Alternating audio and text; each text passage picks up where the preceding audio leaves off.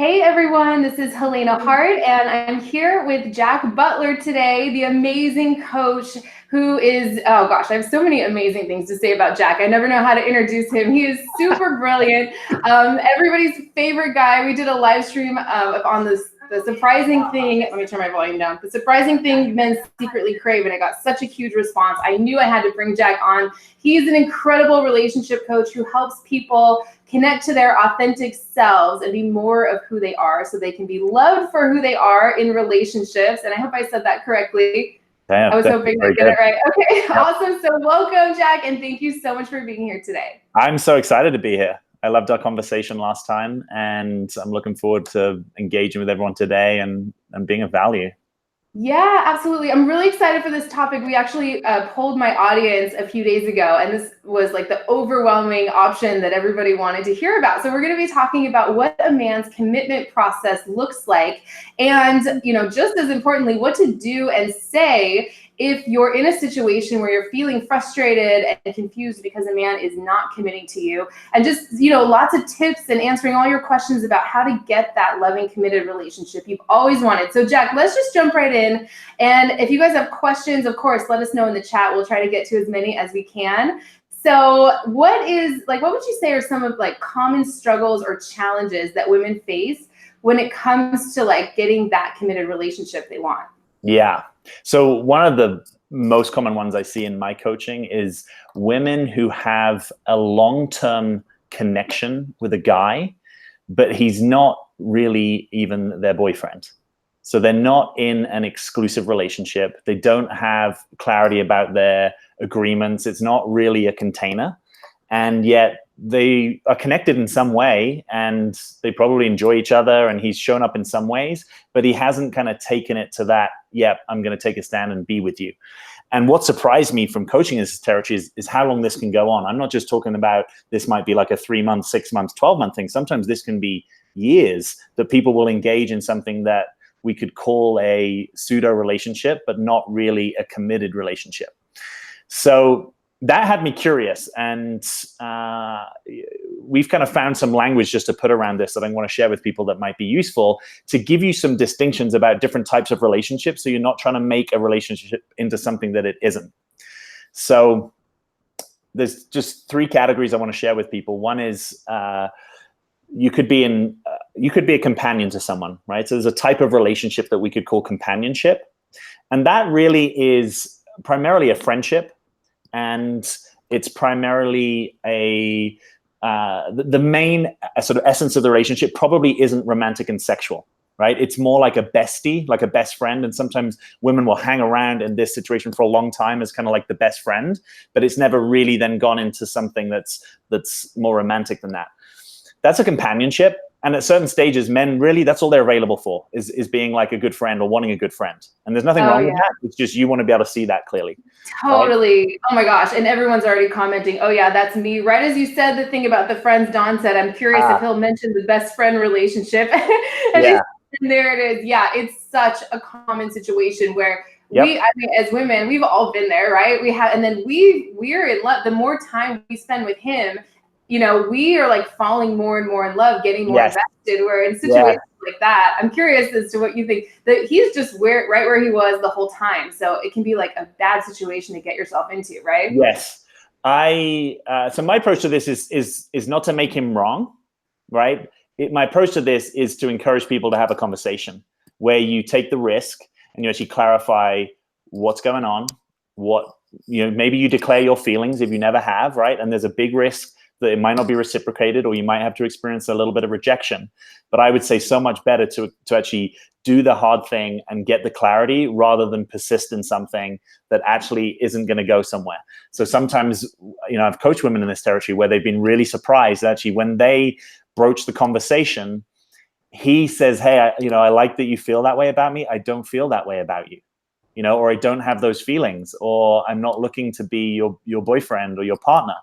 And my encouragement is to broach that conversation earlier so that you're not investing a whole ton of time where it's not going anywhere, or just to really honor the relationship for what it is, right? That sometimes these companionship relationships are profound and deep. They might be some of the best connections of your life. They're just not about a long-term romantic committed thing. And the sooner you're not fighting reality, I think probably the better. In an ideal world, when I coach men, I want men to lead that conversation, right? To say, hey, I noticed we're spending a lot of time together, and I think it'd be good for us to clarify what our intentions are. I want to let you know where I stand.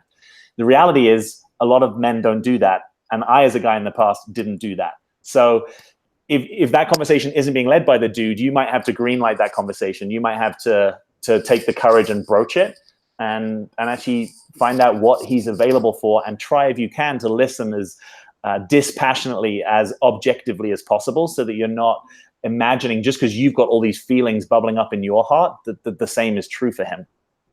Right? I agree so much with everything you're saying. Yeah, and everyone's like, this is my situation. I'm so glad for this topic. Yeah, and like, I just want to say to people, like, I feel for you, because even I can even picture as a guy being on the other side, where there's like, I've had long-term feelings for someone, and maybe I haven't fully declared it, but maybe I'm reading into things a little bit. It's like, this works both ways, but I probably see it more commonly with my female clients. And it just takes courage. It takes the courage. It takes the desire to be with the truth more than the desire to make something into what it isn't. Because my belief is, if you're in your authenticity, if you're in your, the essence of who you are, there's going to be a guy out there who is going to be magnetized to that, and who's going to be right for you. And you don't want to give up on that. And it's kind of heartbreaking. I've seen people do this over huge distances. I've seen them, I've seen this even up close with people I know and love myself, where it's like they've hung around and been that dedicated companion for years. And then what happens? In 6 or 12 months, the guy marries someone else, because it was never that he was in the connection with you. And that's devastating. And so, you kind of want to, I'm not about avoiding pain that's happening. I'm about avoiding unnecessary pain that didn't need to happen. I totally agree. Yeah. Actually, somebody in the chat right now says that I had that conversation 2 weeks ago. It was very early. I'm so glad I raised it. I don't think he ever would have. Yes. I'm hurt, but I'm glad. So many people in this situation. Oh my gosh. We'll get to all your questions. Matt Schaefer's watching. Matt, I would love to hear everything you have to say on this too. Yeah. Hi, everybody. We'll get to all the comments and questions. So that would be like the first, I guess, category. Do you want to go through all the categories? I do. Right totally. Okay, let's do that. Do it. Okay, so the second category we could call lover, or we could call it a lovership. And this tends to have a more romantic sexual energy, more obviously, more early on. And I'm going to kind of bring in category number 3, because I actually just want to make the distinction here. So the third category is partner or partnership. And what tends to distinguish lovership from partnership is some element of commitment and consistency. And of course, these are they're not completely distinct categories, right? There might be some merging on the edges, but a lovership tends to be a bit more like, hey, when I'm in town, I'd love to hang out with you, or maybe once a month or a couple of times a month, we go for like a romantic date. And, maybe it's an awesome date. Maybe we go away for the weekend. Maybe it's amazing chemistry. Maybe it's amazing sexual chemistry. And it's like the kind of energy isn't like, I could really imagine us doing life together side by side as partners day in, day out. It's not that flavor. It's got more of a romantic whirlwind, kind of the person you meet when you're traveling and you have a great time, but you kind of know it's probably going to come to an end. And by the way, it might not be true that your experience is the same as their experience. So you might experience something as like, oh, I want this person to be a partner. But from their side, they're like, oh, I actually see this as, I see you as a lover. And it's not to say that lover can't become partner. And also you want an element of lovership in a partnership, but there's some kind of day-to-dayness or consistency or commitment or ability to keep coming back together very regularly that tends to predict partnership rather than lovership. Lovership is a bit more like a candle that burns sometimes fast and bright, but it probably doesn't have the staying power. It's a bit more of a sprint, less of a marathon. And, up front, that can be hard to tell because you're like, well, we've only been going 100 meters. How do I know if it's going to become a marathon? But in terms of the consistency, let's say after the 3-month mark, if you're still connecting and it's not starting to progress into something that's more regular, then you might start to ask the question and you might just want to clarify with the person. And you can, by the way, you can absolutely love someone as a lover and it still doesn't mean that it's right for you to partner, right? So it's not just about, do I love this person? It's like, do I see them as my person? Do I see them as my ongoing partner, soulmate, person that I want to do life with? And sometimes that's a different story.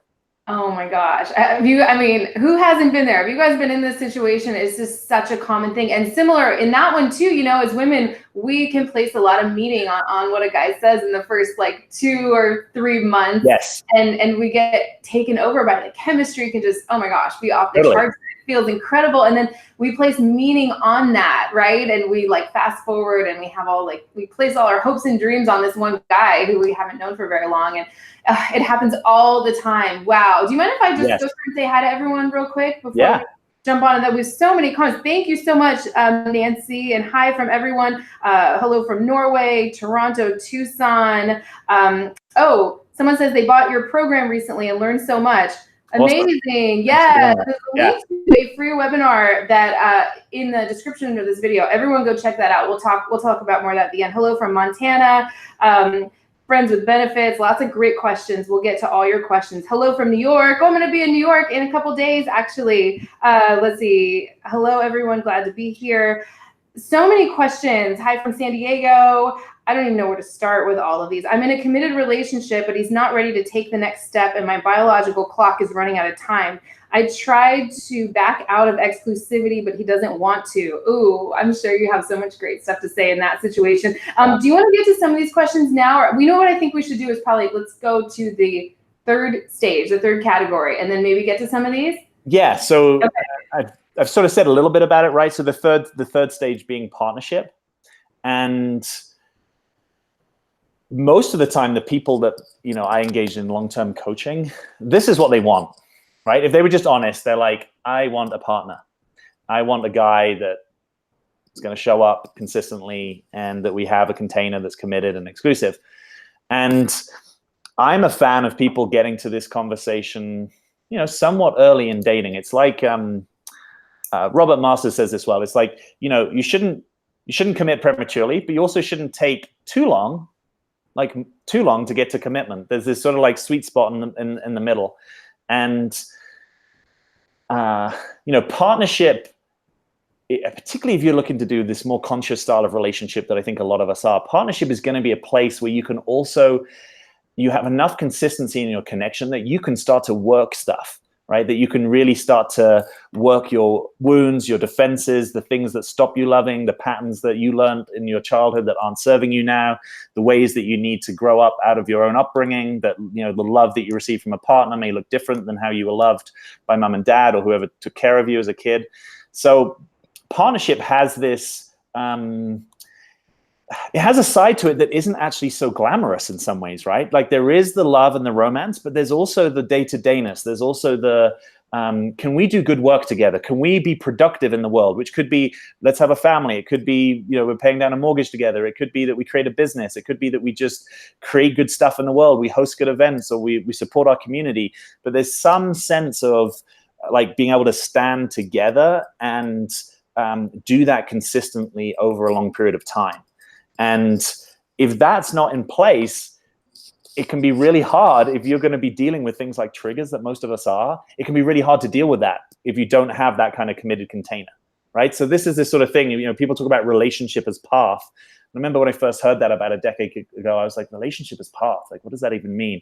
And it really means you're using your relationship to wake up, right? You're using your relationship to be more conscious, to be more aware, and to be more true to who you are, which means dropping some stuff, normally dropping some roles, personas, wounds, defenses, outdated strategies. And that's where partnership can be super powerful to achieve those things, because there's actually someone that wants to be in the trenches and look at you and say, sometimes it's really difficult to be in relationship with you, and I choose it. That's cool. That's totally different, you know? Wow. Yeah. Since we're talking about, you know, what a man's commitment process looks like, I'm just curious from your perspective, would you say as a man, you know, you need to have like all three of those? Like, because a lot of people have the first one or the first two, but are men really, in your opinion, looking for like a combination of all three, or is one more important than the other? I'd love to hear anything you have to say on that. Yeah, the way I orient them is, even if it's simplistic, is a little more like putting a relationship in one of those three buckets. So rather than it being like it has all three flavors, I'm saying that oftentimes if a guy is going to commit to you, even before being in relationship with you, he has some orientation to I'm available for or I'm ready for partnership. Even if he hasn't fully articulated that in that way to himself, there's kind of like he's at a place in his life for his own masculine development where he kind of knows who he is, he kind of knows what he's about, he kind of knows what he wants, and it makes it so much easier for someone to partner with him in that stage, right? Rather than he's kind of confused, he kind of doesn't really know where his career is going, he's kind of like a little unclear in his masculine essence and development. And I'm not making any of that wrong.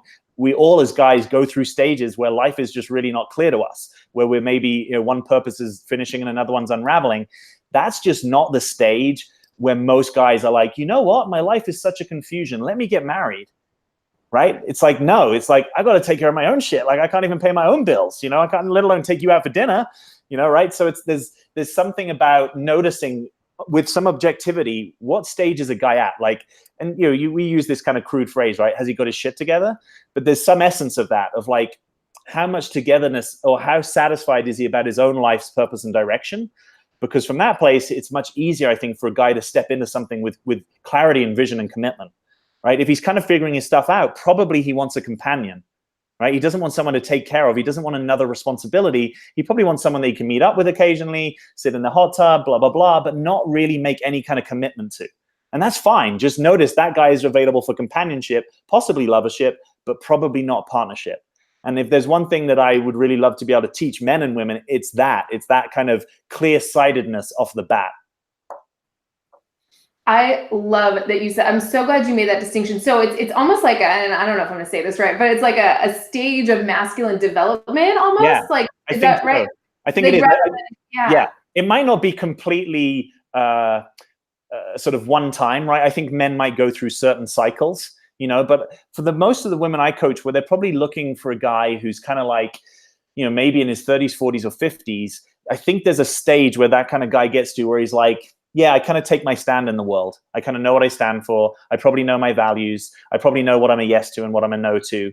And that kind of clarity, I think, is both attractive to women and much easier to partner with, right? Rather than maybe a guy that you're kind of like, you're mothering him a little bit, or you're trying to G him up, or you're looking at the potential and you're kind of missing, like, right now, he's probably not going to be able to partner effectively with you. And that's fine. Just don't make it something else, or don't start to fall in love with him if you want a partnership. Right? Like, notice that, be a friend to him, but put your love energy somewhere else.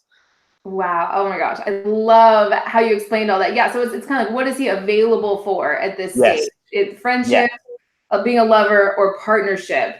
Right. That is like such valuable information. We don't even think about that sometimes. Totally. Right? We get wrapped up in how we feel about him often. I mean, there's always exceptions, but we can kind of sometimes ignore, like, what is he actually available for right now? And I love what you said, when he's available for partnership, it's like this consistency and clarity, which is so sexy. And so it's like when that can start to turn you on, rather than a guy who's confused, doesn't know what he wants.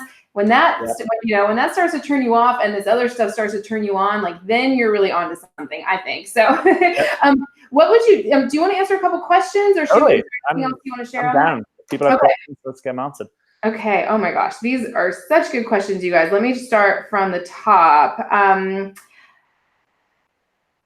My guy sees commitment as a negative thing. What can one do to make him see it doesn't have to be? Any thoughts there, Jack?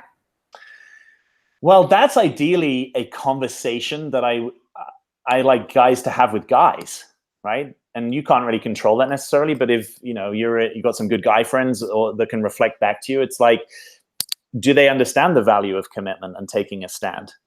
Of course, in the immature masculine, we look at commitments as constraints on our freedom.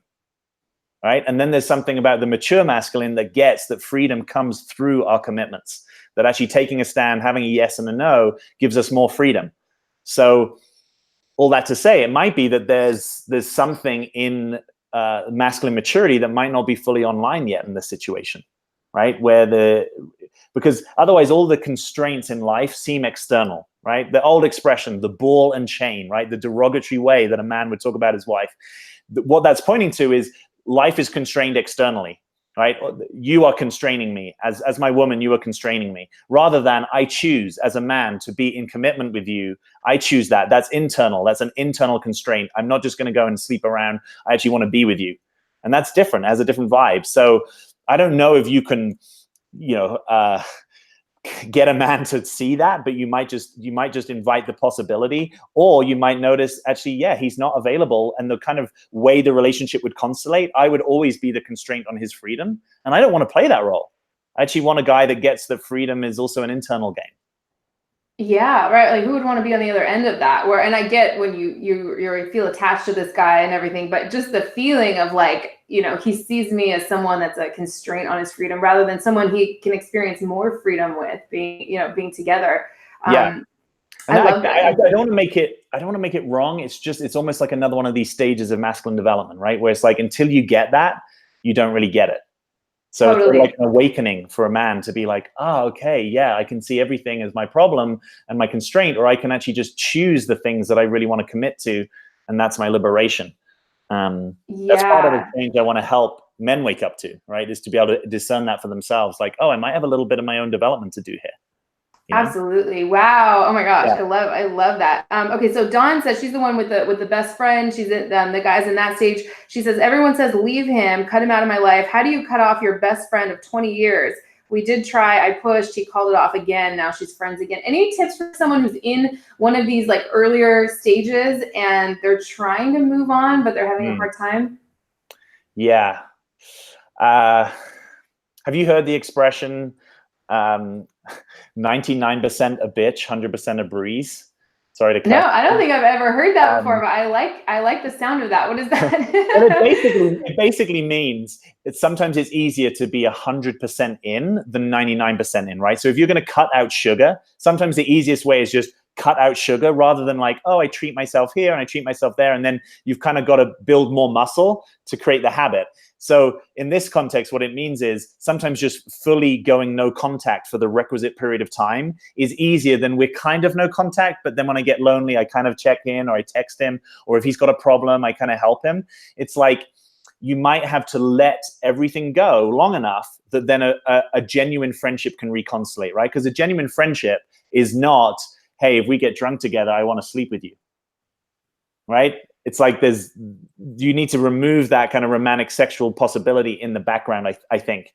So for a while, it's going to be probably pretty rough, right? This person that your friend, you've got to experience the loss, the grief, the clarity that you're not going to be with them. You've got to grieve all of that. And then probably have some time where you don't connect to then reinvite a friendship. Or what you're choosing is, I'm actually not going to partner with someone else because this guy is occupying enough of that role and energy in my life that I can't effectively partner. It's like I'm blocking that energy. So it's hard. I mean, it's not a great place to be in, but it's sort of like sober up, do the hard thing, have the courage, take the hit short term to get what you want long term. Oh my, I could not agree with that more. Like that, oh, we should do a whole nother live stream just on, because that is hard, right? Like it is hard. I mean, I wish I kind of want to give you a pill to make it easier, but sometimes those hard things are what grows our soul and our courage, right? The ability to say, wow, I love this guy. And if he really loved me and he really loved me in such a way that he knew I wanted to partner with a man, he would actually get out of the way. And that is love, right? Love isn't I keep you in my circle knowing that you love me and want to be with me, but I don't let you go. That's actually it's a limited version of love. Like sometimes love means I let you go so that you can be with a loving man who will take care of you in a way that I never can. Totally. Oh my gosh. And even just for yourself, right? Like, gosh, I think I was like the queen of just like hanging on to these like half-hearted connections with people who were just like never going to be available to like give me what I wanted because of my feelings. I'm like, well, I'll just kind of take whatever I can get. Maybe about 10 years ago or something. And it just, you get a little of it, like the sugar at the time, but then it's just like, oh my God, it's like, you're just like kicking the can down the road of like being available for what you want. Yeah. Oh my gosh. I love everything you said. Wow. Isn't Jack so smart, you guys? Oh my gosh. I'm like loving this conversation so much. It sounds like everybody else is too. Okay. So I read this question before from Irene. I'm in a committed relationship. He's not ready to take the next step and my biological clock is running out of time. I've tried to back out of exclusivity, but he doesn't want to. Yeah, of course he doesn't want to. Yeah, he doesn't want to have to worry about some other guy swooping in and stealing you away, right? But it's kind of like, what do you have to say, Jack? I'm so curious. I mean, first thing, just again, I just want to acknowledge, it sounds like that's a difficult situation, right? Where maybe it sounds like you might be boyfriend and girlfriend or something like that, partners or have been for a while. And it also sounds like you're clear that you want to be a mum, right? And so this is a common situation where it's like the relationship is good and there's this other level or this other thing that we don't feel aligned on. And I think ultimately you have to take a stand for what is most valuable to you. Like if you really are clear that you want to be a mom, you got to be with someone that wants to be a dad. You know, it's like, I don't know how you get around that. And it's hard because you fully love this guy, right? So you don't want to break this off because you're like, I love this guy. He's been good to me and this is a good relationship. And if you're going to get the thing that might ultimately, be really important to your fulfillment as a woman, if you want to be a mom, great that you're having this conversation before you're kind of committed, right? In a way. And you might have to do the difficult thing. What you could do is you could lay down a loving ultimatum, right? Which is like, I really want to be a mom. I'm ready to be a mom. I get that my clock is ticking. And what I need to know is whether you actually want to do that with me. And you don't have to tell me right now. You can take a few weeks, you can take a couple of months, whatever you need to really think about that and come to your clarity. But if your truth is you don't want to father my children, I need to know that, because that's going to really determine where this relationship goes. And that might be the hardest conversation in the world to have. And it's like, again, I want to lay down, if I'm a loving man and I'm in my masculine essence and I get it that you want to be a mom and I don't want to father your children, I think I have some kind of heart duty to communicate with you and let you know that I'm not available for that and potentially let you go, right? If I really get it, if I really love you and I get what you want and I just can't provide that with you, why would I get in your way? Do you see? So this isn't about like, oh, I've got to be unloving and push him away. This is like real love, where you get down to the truth and you love the truth and you share it with each other, and you probably have a long night of the soul and maybe you cry your heart out, but you get to the truth of it, and it's profound. Wow, totally. Yeah, I would word for word say exactly that. I love that. And I think we were talking at the beginning, sometimes we don't want to have these conversations. No, I think this was our last live stream. We don't want to have we delay these talks because we almost like don't want to hear, we're not ready to hear. Totally. We don't want to get in an argument. We don't want to disrupt. Yeah. We don't want to, I totally get it, and it's like these courageous conversations are the conversations that shape your life. When you're talking about being a mother, this is like probably what the most important thing that you might do in your life if you go down that route. It's like this conversation needs to happen, but it needs to happen well. And I've been guilty of this in the past, of some conversations where it's like, where does it come out? It comes out when, we're a little bit drunk, or it comes out where we're having an argument. And then it's like, oh, well, you never wanted to be the father to my child anyway, or something. And it's like, no, it needs to happen where both people know this conversation's on the table. We come having thought about it, and we stay connected and we stay sensitive to one another as best we can, even whilst we might hear some really harsh truths or feel rejected or all of that stuff. It's important to have these conversations as well as you can, where both people have resource for the conversation. Yeah, I'm so glad you mentioned like what to say, because we definitely want to include some like tips on like how to have some of these conversations, right? Let's do one more question and then we can move on for a little bit. She says, I'm torn between wanting to be married and not.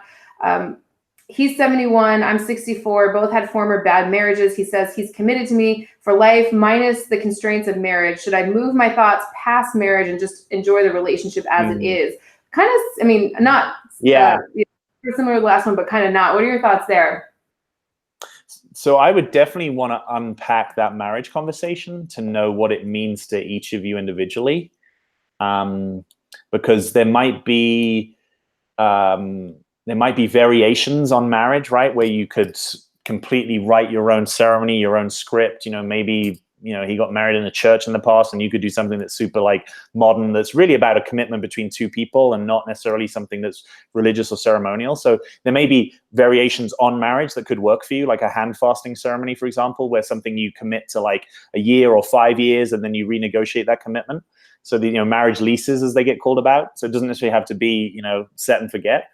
But also, is there some other way that would have you experience his commitment, right? Like maybe you maybe you move in together, or maybe you become beneficiaries of each other's wills, if that's the kind of thing. Like, is it like a financial piece that he doesn't want to be obligated to you financially? Like, what's the kind of, I'm curious what that real undercurrent of the story is there. Because to get to that, again, you want to be in the truth of it. If it's like, yeah, he has no intention of ever wanting to be in shared asset relationship with you, okay, good to know. Most people, I think, when you cut it down, they're looking for a kind of intimacy that means that we're family, right? And families take care of each other, you know? So if you break your leg, I will come to hospital and be with you. And is that the kind of thing he's available for, right? So I think you could unpick some of these conversations, and just because someone's had a bad experience doesn't mean they can't have a good experience, right? Often marriages get better because people learn some stuff. And I wouldn't be afraid of the things that might need to be brought to the surface, processed, grieved, in order for a better space to be possible. Oh my gosh, I love how you said that. It's like getting to the root of what, rather just, oh, he's, against marriage. And then, so just never really having the conversation. It's like, it's not getting to that deeper level of intimacy is the other side of that. That's a good way of saying it. Yeah. Yeah. Wow. So good. Okay. I know I said that was the last one for a while, but this one's really good. And I think you can move to our next point. Carol asked, how do I break an emotional attachment with someone that doesn't reciprocate, but he tells me he loves me? So it sounds like she's like maybe in one of those other two categories, and she probably feels really attached to this guy, like we can all get into. Any tips on how to break that attachment? I love what you're talking about with the sugar, the 99% versus the 100% thing. Yeah. I'd love to hear anything else you have to say on that. Yeah, so I would definitely initially be curious if they've had a no contact period that's been fully observed. And I'm just going to say this because sometimes it isn't obvious from my experience of coaching. Like, no contact doesn't mean 1 week or 2 weeks, right? No contact, really, if you're doing it and you want to break with someone you've had a long-term connection to, we're talking months, right? And what we're talking about is, can you get to the stage where you could reach out and communicate and it wouldn't have that charge for you? It wouldn't have that, oh, I wish we were still together, or, oh, I miss him. So number one, no contact. Two is something probably about your own life, right? And being with the feelings that come up in association with this guy, because they're probably not specific to him, right? Feelings of love or openness or heart expansion or sadness or grief, these aren't specific to people. They are human experiences. So you might want to experience the things you would need to experience. Maybe you haven't fully stepped into presencing what you need to feel and grieve in order to move on. And I'm a big fan of putting some form around that, right? So get someone to hold space for you. Pay a coach, a therapist, or get your bestie if they can do it. Get a group of people that are going to witness you as you are moving through and grieving the loss of this relationship. Something that's like a point marker in time can be effective. And then I think there's the belief stuff, right? About, oh, maybe I'll never find love again, or maybe this was the best thing and I'll not get it back. And to really examine if that's true. Like, if I just get down to the brass tacks, if you trust life, right? If you trust life, if you trust that there's something higher than you, whatever you think of that is, or there's, even if you don't have that frame of reference, if you're just like, life evolves, then there's probably something better for you, So there's also just sometimes some belief reprogramming of like, maybe it's not that you've missed out and this is frustrated. Maybe it's like you're taking a stand, because if someone doesn't really want to partner with you fully, I got to say, I think someone else probably does, and you just might not have met them yet. So sometimes just having a little bit of faith that something better in life can go a long way.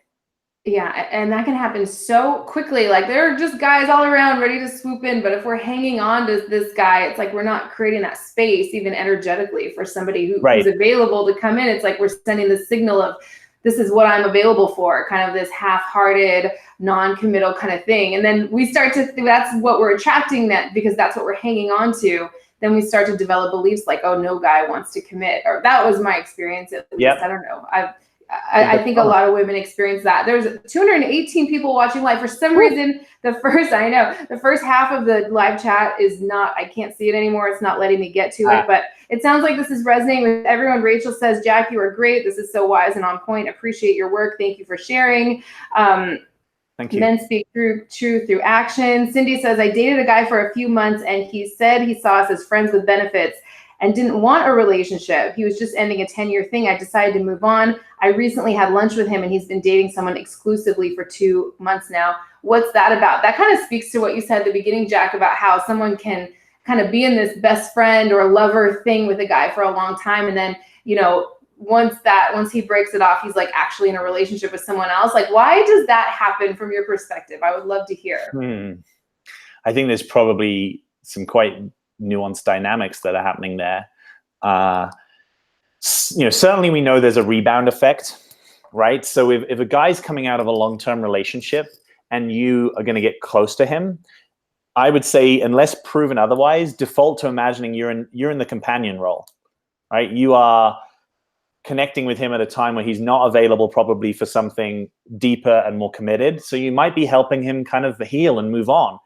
And that can be a really beautiful role to play. It's just, you got to be clear that's the role that you're playing, you know? I also think there are different types of energetic connections between people, right? So the one that I think most commonly confuses women is we have a hot connection, right? We have a sexual attraction and chemistry. And that doesn't necessarily have much to do with our ability to partner. They're kind of different vectors of reality in some ways, right? There's got to be some minimum probably amount of romantic physical connection to go into a partnership.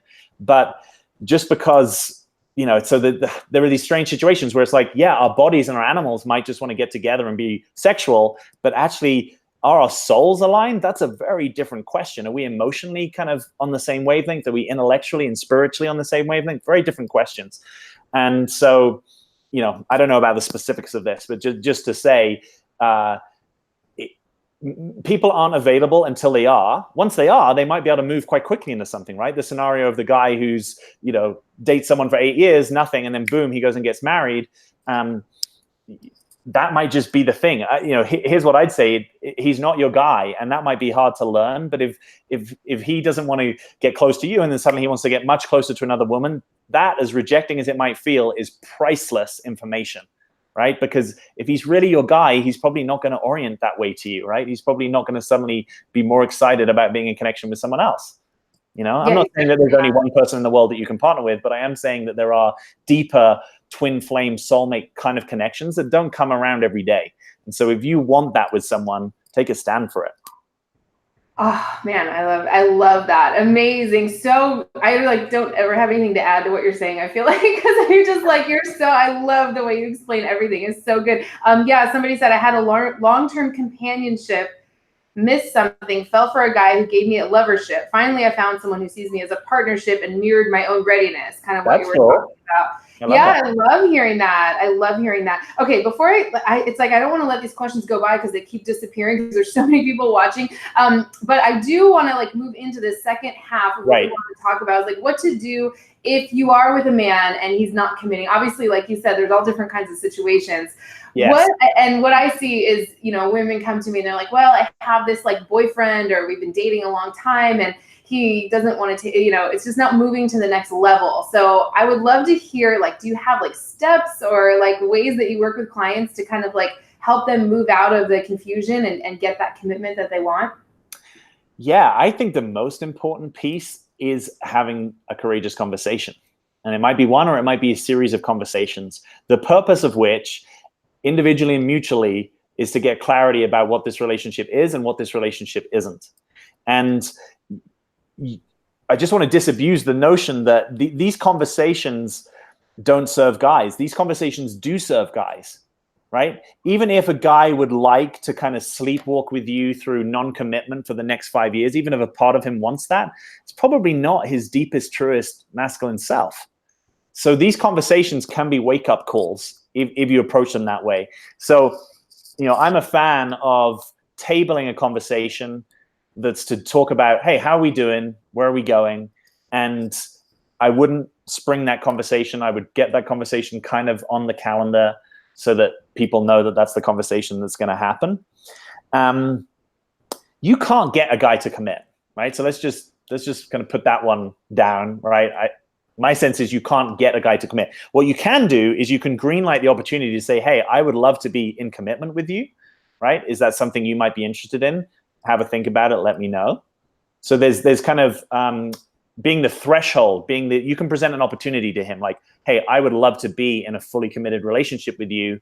I don't know where you stand, and I would love to know where you stand in terms of that opportunity, right? So you can kind of greenlight or threshold, open up that conversation. You can also set a loving ultimatum, right? If you can do this lovingly and say, look, no BS, like I want to be married, or I want to be a mom, or I want a committed relationship. And there's a way that you can actually present that, particularly in the situation where you've it's not like you've only known each other 2 months. Let's say you've known each other for enough time that if this guy thought you were his person, or at least had a significant hunch that you were his person, that he'd already know, or if you're in the kind of relationship that's kind of hot and cold and you've been around the block once and now you're going around the block again, these are good times, I think, to have a loving ultimatum, which is to say, look, I want to have a partner that's committed to me. I would love for that person to be you.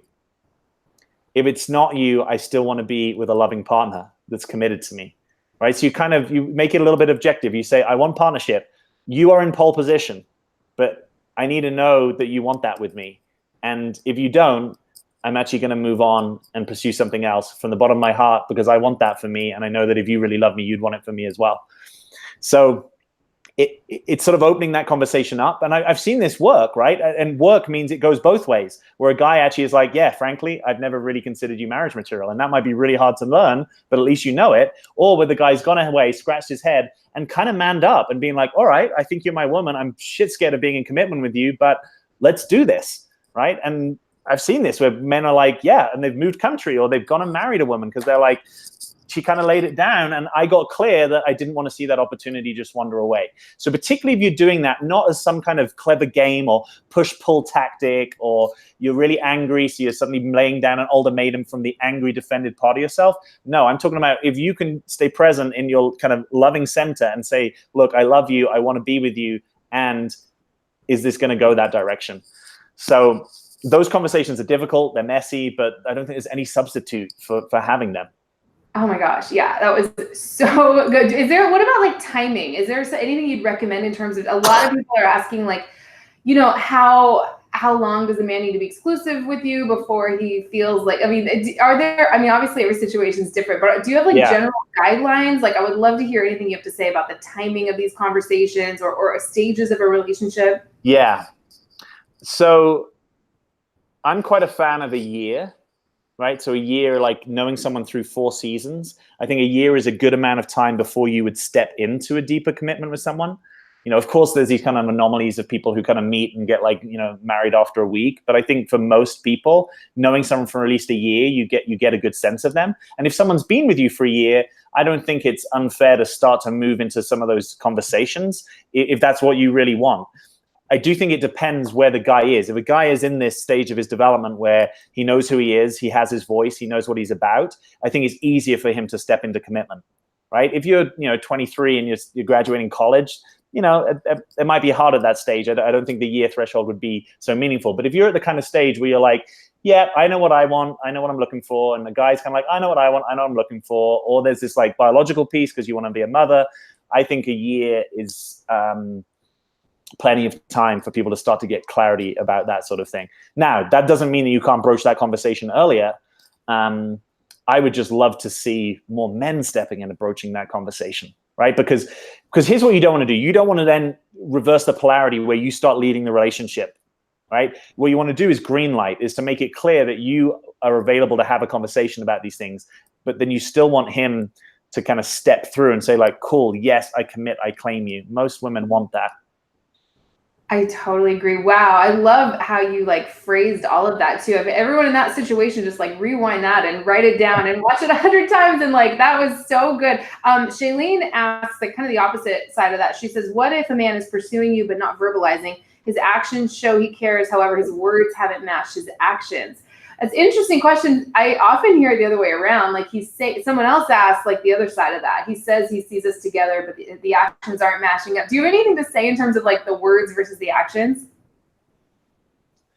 Yeah, that's a great question. So I'm a fan of finding out what's true, right? So if you are having the experience of, hey, my headline is the way that you're acting towards me suggests that you're kind of into me, or that you love me, or you want to be in partnership, but I've never heard you articulate that.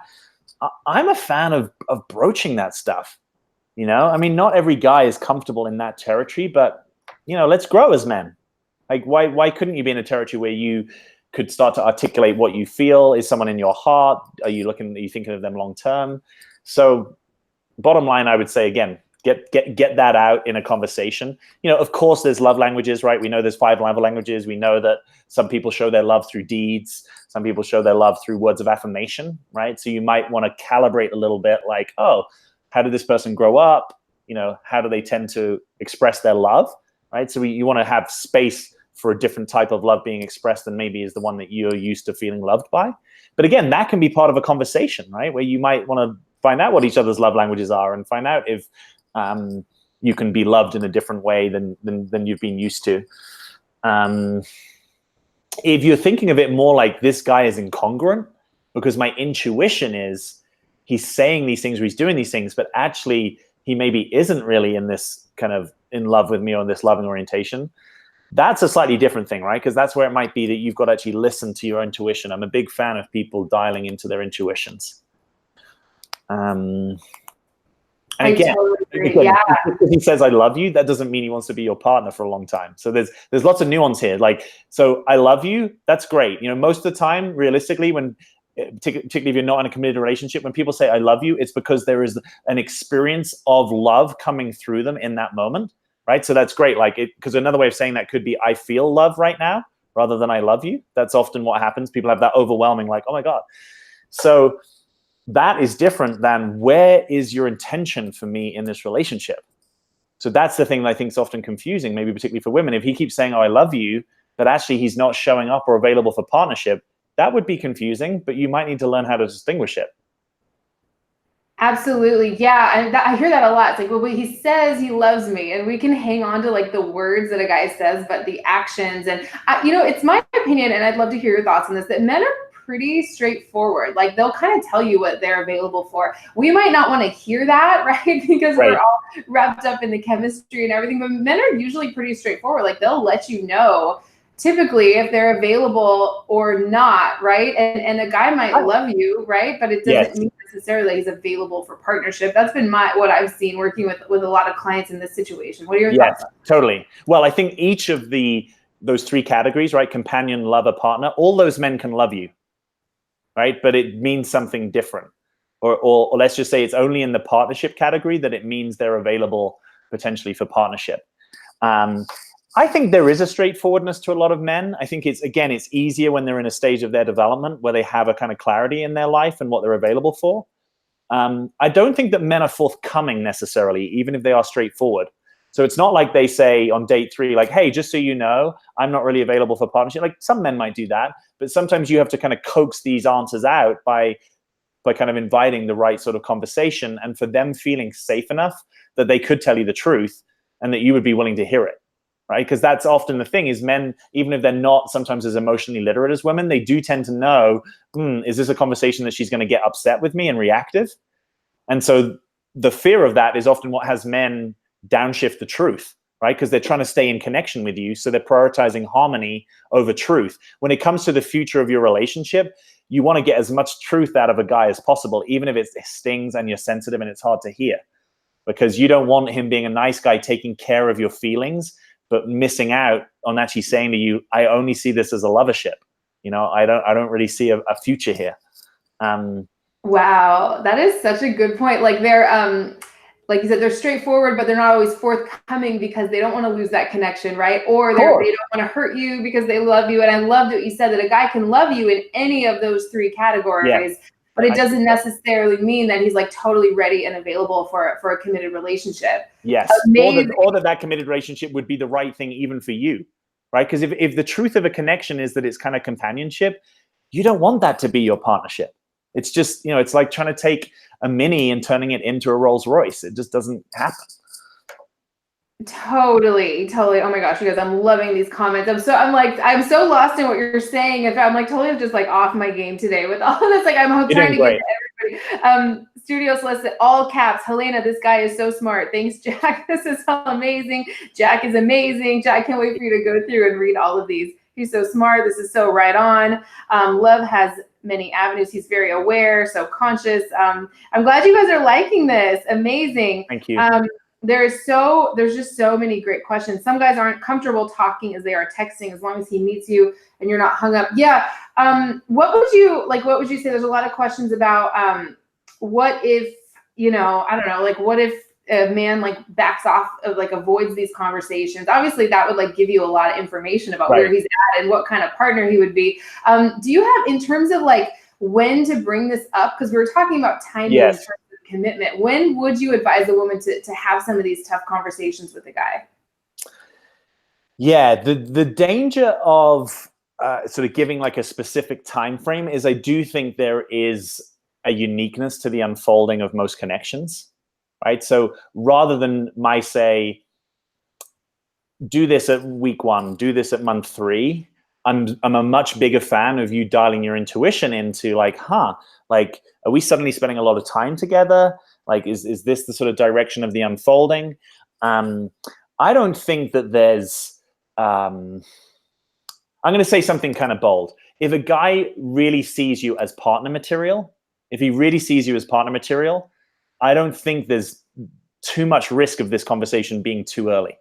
I don't know if you agree with that, but like, if he's really thinking like, wow, I really like this woman, and wow, like, I'm really feeling that something serious could unfold here. Even if he's like, I don't know where this is going, I don't think he's going to take offense that you're saying, hey, let's talk about what you're available for or where this is going.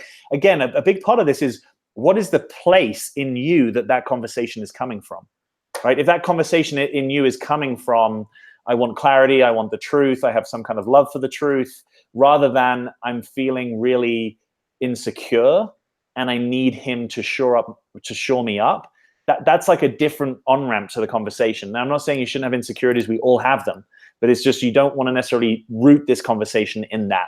If you feel insecure about the connection, maybe initially go and talk to someone else, get some support perhaps. But I think it's much better if you can tune into where are you really at in terms of the unfolding connection with him. And if it's really something serious, I wouldn't be too worried about having it too early. All he can say is, hey, I'm not available for that conversation yet, or it feels a bit premature to me. Most of the time where the conversation is being avoided on one or the other side, in my experience, is because on one or the other side, someone doesn't see it as partnership. And that's why they wouldn't want to have that conversation, because they're like, kind of just was enjoying connecting with you, don't really want to get into that. I mean, it's good information, right? It's good information to know that from someone. Totally. It's like his response to you even bringing something like that up is going to tell you a lot of information. Does he want, like, is he going to be a good partner to you? Does he care about how you're feeling, what you want? His response to you even wanting to have a conversation like that will give you a lot of info about, like, right? Yeah. What kind of relationship. And even the fact of, why is he not having that conversation with you? Right? As a guy, if you're really into someone, you're kind of like, yeah, I don't really want you going on dates with other guys because I'm kind of into you. Or wow, it would be really heartbroken for me to learn out you were in a committed relationship with another guy because I want to be with you. So there's also information in the guys not leading it. There's a little bit of data I just want to put in the background here. When we get to a certain age, there's a decent proportion of the dating pool that are avoidant, right? And that's going to be true in their attachment style, avoidant attached men. And avoidant attached men are probably not the ones who are necessarily going to lead this conversation, because they're probably less likely in some ways to see committed partnership as the way that they want things to unfold. So there can also be a little bit of sobriety sometimes of like, if this guy is, I don't know, mid-40s and he's never really been in a committed relationship with someone, maybe you're the one, right? Maybe you're the one and he just hasn't met you, or maybe he's just unlikely to want a partner.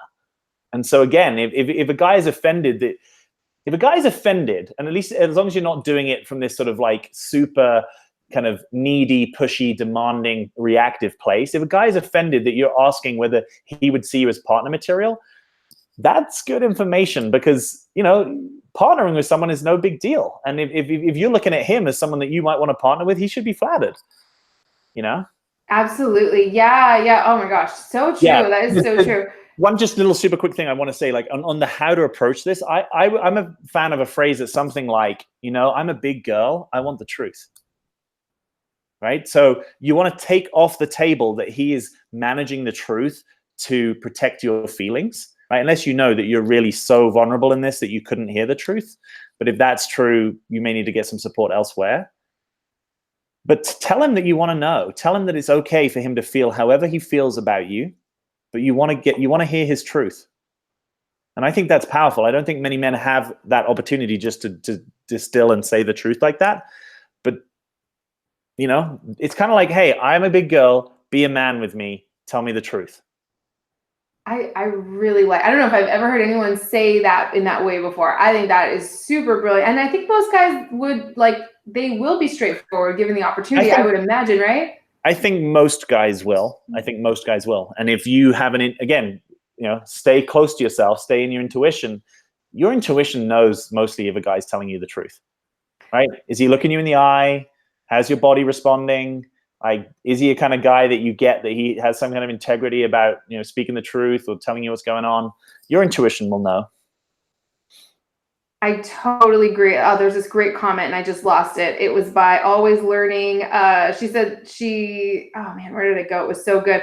She went on a date with someone. On first date, she said that she wanted to be married again. The guy was in that space too, so he was available for that. A lot of questions on like, this guy's been married 3 times already. Do you think, he or guys had bad marriage experiences? Like, I feel like you said in our last live stream that like, if a guy's been married before, he's kind of oriented that way. So odds are he will want to get married again. But anything you have to say about men who have like had a series of bad marriages or relationships and like, are they less likely to want to commit or what are your thoughts on that? Yeah, that's a great question. Some men are serial monogamists, right? So they're rarely not in a relationship, but they tend to do one relationship, but they may have multiple relationships, just not concurrently. And, the essence of this for me is about inner work, right? The essence of this for me is, has a guy gone to work on himself? Like, is he rinsing and repeating the same problem marriage after marriage? Or has it woken him up? And sometimes it takes a really bad experience. I know I had really bad experiences that woke me up to some stuff where I'm like, oh, I can't just be a nice guy. That's actually not enough. There's a lot more going on here. So I would get curious about, what has he learned? What work has he done? I mean, like, has he read anything? Has he got any coaching? Has he got any therapy? Has he got any men's group experience? Has he gone to seminars? Like, is there a sense that he's cluing up that, okay, after 3 or 4 failed marriages, there's a common denominator here that could be me. Like, am I willing to look at something? Now, he doesn't have to have completed that work, but there's something about the orientation to inner work, to growth, that if it's not there, that's where I would most have a red flag in that situation of like, okay, basically, is he growing up? Is he maturing, right? Because you can be 65 as a guy, but emotionally and developmentally, you might be in your 20s, right? So it's not to do with age per se. It's to do with what sort of learning arc and development is someone on, I love what you said. Yeah, like is he entering into the same sort of patterns and relationships over and over and over, or is he like oriented towards growth and actually working on himself? And it's not that it's because none of us are perfect, right? We all have issues that we're constantly evolving. But is he open to it? Yeah. Wow, that was really good. That was really good. Yeah. And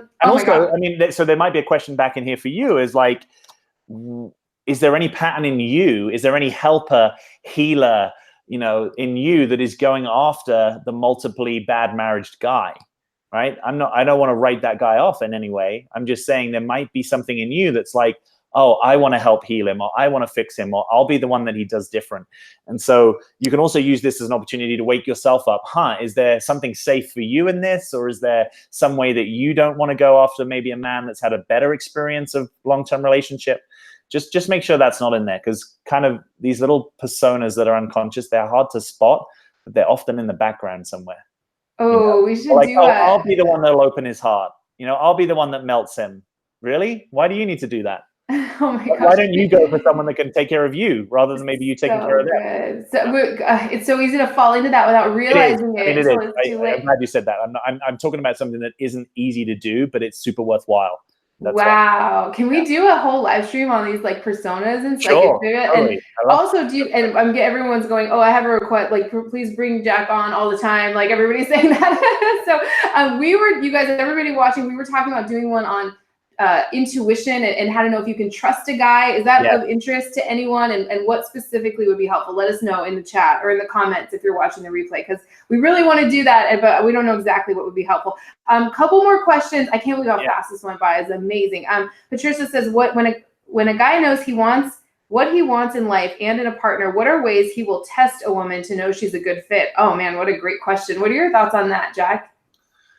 That's an interesting question. Do all men, I mean, it's the way it's worded Yeah, is. that's right. I was just kind of letting that wash over me a bit because I was like, does he need to test you? You know, I think a guy who's got his stuff together is probably going to want to make sure that you are a match for one another across a number of domains that are important to him, right? Which often for guys, intellectually, spiritually, vocationally, right? Career, like, are you someone that you can see partnering with him in his career, whatever that would look like? I don't know if it's the nature of the masculine to kind of set tests for the feminine in that way, so much as, you know, and we talk about this in the webinar that I'm inviting you all to. You can see the link below this. You know, there's like a single organizing question that a guy is asking about, and it has to do with, you know, are you his woman? Are you his woman? And guys answer that question, I think, in their own individual ways, but there's some sense of like, this is my person.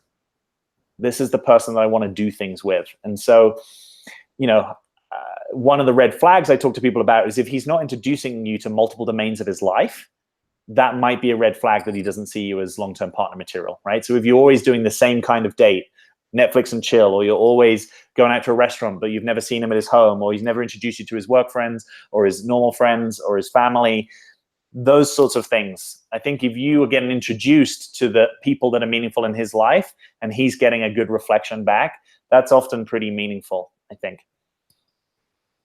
I totally agree. Yeah. Oh my gosh, that's a great question. I do get that a lot. Like, do all men test women? And like, it's an interesting topic. Lots of questions. Like, let me just pick one that's representative with it. There's like over 250 people watching live. So if I don't get to everyone, I'm so sorry. Cindy asked, what if they act like we're a couple, but when we have the conversation, he says he doesn't want to be in a committed relationship. His actions didn't line up with his words. Something I always say is, you know, watch his actions, because that's going to give you a lot of info. But if he's telling you he doesn't want to be in a committed relationship, oh my gosh, you got to believe him. And if that's something that's important to you, I would move on, right? What do you think, Jack? I agree. Yeah, it's about taking a stand for what's real, true, and important to you. And, you know, in some ways we could say it's great that this guy is telling you his truth, even if it's not the truth that you want to hear. And you might need to look at breaking things off, downshifting, or maybe going no contact in order that you have the thing you want. I think there's this trap that people fall into where they date the future, right? They date the potential, or they're like, I'll turn him around, or I'll persuade him. And you might. It's not inconceivable, but probabilistically you won't. And most women don't want a guy that they have to make his mind up for them, right? Most women want a guy that can make his own mind up. Totally. Yeah, of course. Yeah. Here, right? So it's like these situations where if the kind of the roles and the polarities are reversed enough where you've kind of got to like push him and make him and get him to commit and make his mind up. It's like, no, you're not his mom. Let him be a man, or go and find a man. Yeah, like, why would you want that anyway? And of course, I mean, it's so easy for us to say that. Like, we understand that you get, you know, you have an investment in a guy and you have feelings. But yeah, it's like, I talk so much about like the masculine energy. Masculine energy is like clear, decisive, knows what he wants, isn't like wishy-washy constantly. And it's like this kind of forward moving, penetrating thing that's very attractive, right? Especially once you experience it. If a guy shows up and he's like super confused, doesn't know what he wants, like that will start to turn you off. A lot of people asking about video on intuition, and yeah, sometimes like a guy doesn't know what he wants, right? Or like he isn't, but just the feeling of it is like, this is not for me right now, right? Just his whole vibe. If he's not, like, you don't want to be in this position where you're trying to convince a guy to commit to you. That's just like a losing strategy, in my opinion. Do you agree? I totally agree. Yeah, if you're in this place, you're like, how do I make this guy commit to me? It's like you're just this whole dynamic needs to be reversed. Everything's completely backwards. So, oh gosh. I was gonna say we're over on time. Are you okay on time? Because I'm good on time. Okay, cool. Yeah, what were you about to say? Well, I was going to say, so one of the things that I've studied a lot and love and has made a difference in my life, and I use a lot of my clients, is the Enneagram. I don't know if you're familiar with it, but if you start to know the Enneagram a little bit, there are certain types on the Enneagram that tend to minimize their commitments generally in their life, right? Which could include relationship, but you also could notice in other areas, right? So this is them. So one of them, like, for example, I'm thinking maybe like the type 5 on the Enneagram. This is a withdrawn type that tends to want to minimize other people's impingement on time and energy and resources, because there's a fear that I'm going to be left without resources. And this doesn't necessarily mean like I'm hoarding money. It just might mean that my kind of psychology says, I feel safest when I know exactly what's expected of me, and it's clear and it's upfront. And so there can be a little nuance in here of noticing, okay, if you're with a guy that you really love, but he generally doesn't like to make commitments in his life, he generally likes to kind of preserve a lot of his own time and energy, that might be a nuance you want to pay attention to. You know, it might not be that works for you, or it might be that you have to threshold, you have to present certain conversations to allow him to step through. And, you know, he may step through a little begrudgingly at times, and that might be okay. But it's just a little acknowledgement that there are different types of guys in terms of how they orient to commitment. It's not just the stages of masculine development. It's like there is a little bit of type nuance that goes in there. And if you haven't checked out the Enneagram, I'd really encourage you to check it out, because it's... I was just going to say, yeah, you can do it for free, right? You can do it online for free. You can take the test. Yeah, the test is a great starting point. It's not definitive. It's not scientifically proven. So treat it just as a starting point. Totally happy to field any questions about Enneagram stuff. But I would say, in the last decade, you know, I've been in the human development space 15 years. It's been my whole career. And in the last decade, that's the most powerful tool that I've come across for deeper awakening and deeper becoming yourself. Oh my gosh. When I say that, it like blew my mind. I'm a 9 on the Enneagram. Right. I don't know anything about it other than that's what I am. Yeah. The first time I talked to Clayton on the phone, within 2 minutes, he's like, I think you're a 9 on the Enneagram. And really? I'm like, okay. And then I took it, and he was totally right. But it's amazing. I learned like so much about myself, and like it's like one of those amazing things. I don't know anything about it, but I would love to do a whole live stream on that too. Totally. Yeah. Oh my gosh, you guys are so sweet. Thank you so much for all your comments. Is it true? Then how come the diehard guy who says die single meets some girl and marries her within a year? Okay, let's just end on this question. What do you have to say about men, like if like they are like sort of oriented towards being single forever, like that kind of eternal bachelor, and then they meet some woman and they marry her right off the bat? Like, what are your thoughts on that? There were a lot of questions like similar to that one. Is it like, can a guy like that be turned around? Is there like some kind of secret formula to do it? Or like, what do you have to say about that? I don't know about a secret formula. I do think men can be surprising sometimes where there's something they're not available for that they become available for. I don't think your role is to make them available for something. I think it's just to notice if in the connection that availability is forthcoming, you know, if it's kind of naturally arising. I think sometimes there might be men that are used to connecting to women in a more kind of physical, sexual way, and then a woman surprises them because she really captures his heart.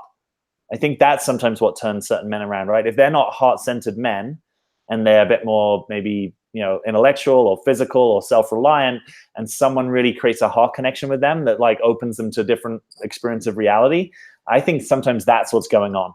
So just to generalize this, you could notice if you think of like the 7 chakras, right? Or if you just think of head, heart, and body, you can connect with men at different levels, right? You might have met a guy that you super connected intellectually, but you'd never want to have sex with him, right? You're like, wow, we just like spark here, but like there's no kind of physical attraction. You might have met guys that you're super physically attracted to, but you have no heart connection, really, right? So starting to notice when you're with a man, like tuning into your different centers or chakras if you know them, and just notice like what's online here. Like, are we really connecting at a heart level? Are we connecting up here? Do we have a kind of physical or affectionate, sensual connection? Don't make any of it wrong. Just kind of notice, because particularly if this heart is missed out, that's an issue. Because, you know, the heart is the organ of commitment, right? If I'm going to commit with you long term, it's not because I've got an intellectual commitment or I've got a physical or sexual commitment. It's because my heart wants to commit to you. So if the heart isn't there, that's a really good piece of information for you. You know? Oh my gosh. It's you probably don't know this. That's like what I always say. Like we can have like a really good physical connection, lots of great sex and chemistry, or a mental connection, lots of like banter and like talking for hours on end. Those are both like great things, but a man needs to feel that deep heart to heart connection in order to want to truly commit, right? Like he needs to think so. Like that's activated, don't you think? Yep. I think when that's activated, it's really powerful. Yeah, it's what like all my work is. I had, creating that heart to heart connection, because a lot of women try to get to commitment. I call it like through the wrong roads to love, right? Through the physical road or the mental road. Even spiritually, we have such a spiritual connect. But if he doesn't feel this like powerful emotional bond with you, he's not like, he might see you as like a great friend with benefits, or a great, just like a buddy or something like that. But yeah, when you can like connect with his heart, that's really what makes him feel like, oh, I never want to live without this woman. It's kind of like a rare person, because men don't really have that too much in their lives. Most men, right? Yeah, I think so. I think it's rare and profound, and it's also, I think the heart is probably closest to like being a soul connection. I've had these experiences in the past. This is like, clues as to whether this is in place is like, if something really bad happens, right? Like, you're involved in a car accident, or like there's, heaven forbid, there's some like, natural disaster or terrorist incident or something that's like shocks your system, and you're like, wow, like I'm mortal, and it really reminds you that you are going to die one day. That's a good, like, who do you think of then, or who thinks of you then? Because that's a good indication for me of like, whose heart are you in? Right? Who would want to call you and give you a voicemail and say, hey, I'm in a really bad spot and I need you right now? Like, there's something else that goes on in those kind of connections, soul connections, whatever. And you might be the kind of person that would do that for a lot of people, but there still might be a little bit of a hierarchy of like, wow, who have I never told that I felt this way? Or who have I... So just think about that. You don't necessarily need to have a natural disaster happen to access that, and to know if you are in someone's heart in that way, or if they're in your heart, because that has been really revealing to me in the past. I actually remember having a car accident back in the day, and just in that moment realizing, wow, there's like, yeah, like this isn't where I want to be. Like, this relationship is not where I want to be right now. So it can be profound. Wow. Yeah. Oh my gosh. I kind of just want to end there, like, because we're way over on time, and I thought, like, absolutely, maybe we should do more. There's just so many. Every time I talk to you, I have like 1,000 video ideas that come in my head that that I want to do for more live streams. Yeah, because that is so important. I realize I haven't been open to a partner myself, only companionship or lovers, starting to do the work on myself. Thank you for this. Thinking hard about what I truly want and willing to connect. Oh, someone says, join this program, Becoming the One. It's amazing. Yes, let's talk about your free gift. Everyone's asking about the Enneagram. I don't know exactly where it is. Would you mind maybe posting a link when we're done with this in the comments? I don't know where to find that. I can't remember. But yeah, everyone is totally loving this. Thank you guys so much for all your comments. Let's talk about your free webinar. And let's do that. So this is a webinar for women. It's called The 3 Keys to Being Relationship Ready: How to Attract and Keep a High Quality Man. And, I'm probably a little biased, but I'm also good at being somewhat objective. I think it is really good material. We've had really good feedback from the women that have been through it. And if you click the link, you just can find a time. It's an on-demand webinar. Find a time that works for you in your time zone. And the 3 keys are really some of the most potent teaching with my teaching partner, Clayton Olson. He's a relationship coach as well, that we've come up with. And, just to give you like a sneak preview, like the first key, we talk a lot about how to not fall into an unconscious pattern that may have been dictating what's possible for you in relationship. We articulate 2 of the most common unconscious roles that we've seen from our, we're both, certainly many thousand-hour coaches, so we've seen a lot of this stuff in our day-to-day work. And if you're finding that there's, it just hasn't happened for you in relationship, like you're either perennially single, or the guy doesn't commit to you, or you want more than he wants, I just encourage you to check this out. It's completely free, high-quality content. And at the end of that webinar, if you're with us, we will give you an invite into our program. So join us. I'd love to. Yeah, webinar is totally free, right? And everyone got so much great feedback from the last time, because that was your free gift last time too. So that's in the description right now, and I believe in the comment section. So go check that out. Totally free. Such amazing content. Oh my gosh. Yeah, I always learn so much after talking with you, Jack. I'm like, I can't wait to rewatch this and really get all that. Yeah, absolutely. So thank you so much. Any last words of wisdom or anything you'd like to share on what a man's commitment process looks like, and how a woman can get that loving, committed relationship she's always wanted? Yeah, I would invite you to be curious about why you want commitment with a man, right? Because sometimes there can be a part of you that's kind of hankering after commitment that may not be the whole truth, right? Or it may be a kind of smaller or younger or weaker or a kind of part of you. So just firstly, get clear on your side of the fence. Why do you want commitment? Commitment isn't a solution to your own inadequacies, right? Or your own frailties or vulnerabilities. You know, commitment, as the way I see it, is about two mature adults coming together to grow one another in a mutual commitment. And if that's what you want, there are a growing number of guys out there that I think want that same thing. And even just your ability to know what you're looking for totally maximizes your chances of attracting that kind of relationship, right? So I would invite you just to reflect, like, what do I really want in a committed relationship? Why do I want that? And just be clear about the reasons you're getting into a relationship, because the reason you get in a relationship is often a decent determinant of what's possible there. And as someone who is in a committed, loving marriage, I just want to take a stand for it. It's awesome. Like, I would encourage you, like, if that's something you want, like, keep going. It's probably out there for you. And the more you do the work on yourself, the more that possibility, again, is likely. So don't give up. It's important stuff.